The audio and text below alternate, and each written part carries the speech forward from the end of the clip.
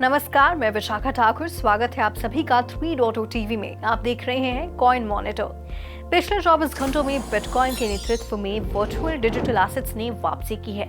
Top coin $67,000 के स्तर के करीब है, क्योंकि टेक स्टॉक्स अर्निंग पर ध्यान केंद्रित हो गया है, जो कि विश्लेषकों का मानना है कि मौन रहेगा। इसलिए निवेशकों को क्रिप्टो करेंसी जैसी अन्य एसेट्स खरीदने के लिए प्रेरित किया जाएगा।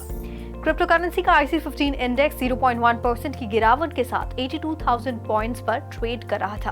वीकेंड के दौरान किए गए हाल्विंग इवेंट में नया सप्लाई जारी करने में आधी कटौती करने के बाद बिटकॉइन में लगभग 3% की वृद्धि हुई है। हाल ही में मार्केट कैप के हिसाब से सबसे बड़ी क्रिप्टो करेंसी 3.3% बढ़कर $67,002 पर ट्रेड कर रही थी।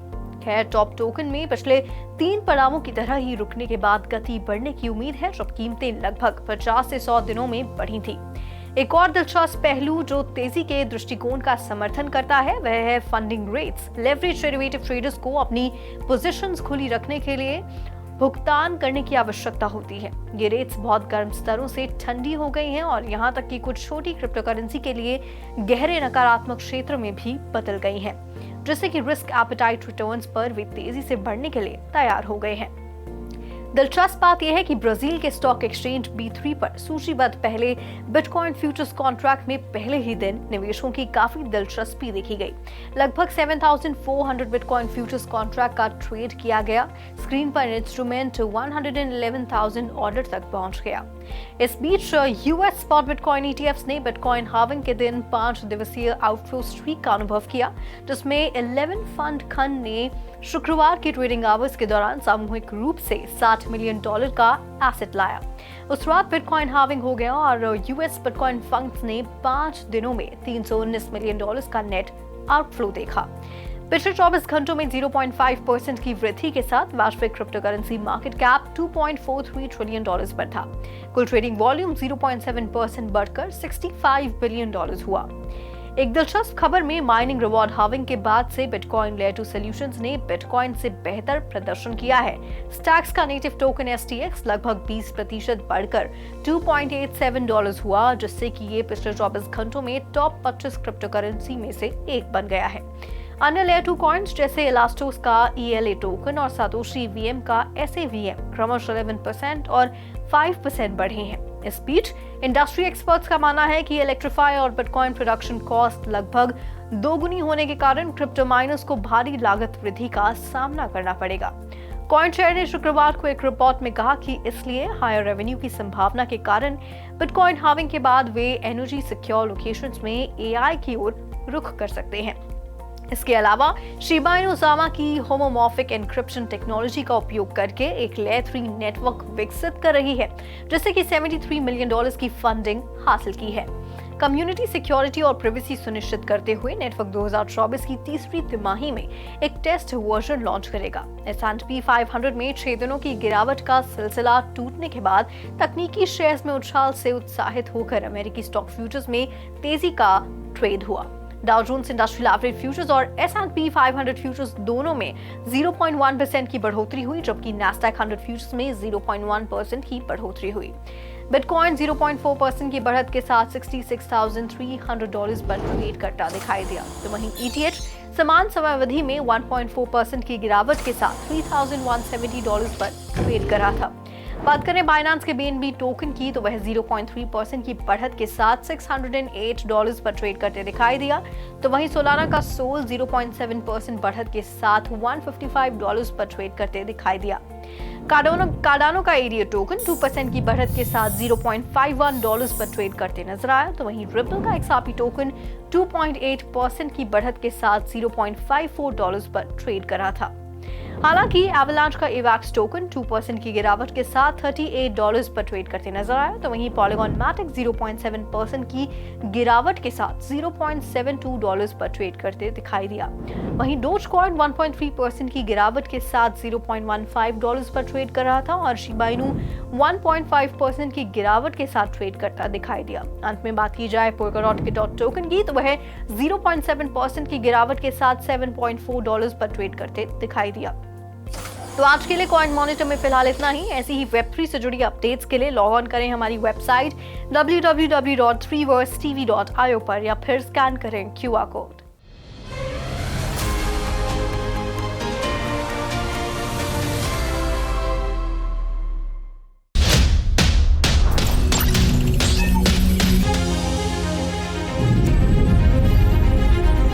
With 3.0 TV, stay connected with the world of blockchain. Stay up to date with infinite world of NFTs. Come explore and evolve with 3.0 TV in the metaverse. So many coins, so much volatility. 3.0 TV delivers the news that matters.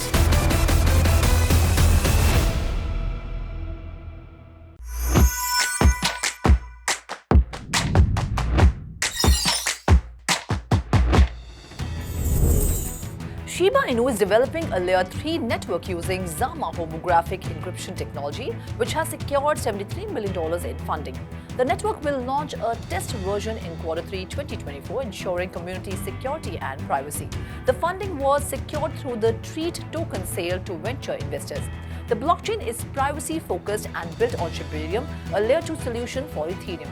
Shiba Inu's lead developer, Satoshi Kusama, declined to disclose the investors' complete list. Shiba Inu, a blockchain startup, has completed its fundraising efforts, which included both pre- and seed rounds. The team has received funding from various investors, including Polygon Venture, Mechanism Capital, Big Brain Holdings, Shima Capital, Animoca Brands, Morningstar Ventures, Woodstock Fund, DWF Labs, Stake Capital, and Comma 3 Ventures. In August 2023, the team introduced the Shibarium Mainnet, a Layer 2 solution for Ethereum scaling. Shibarium, the Layer 2 network for the Shiba Inu platform, experienced a temporary outage affecting operations and user experience, causing a 160% surge in transaction count last week.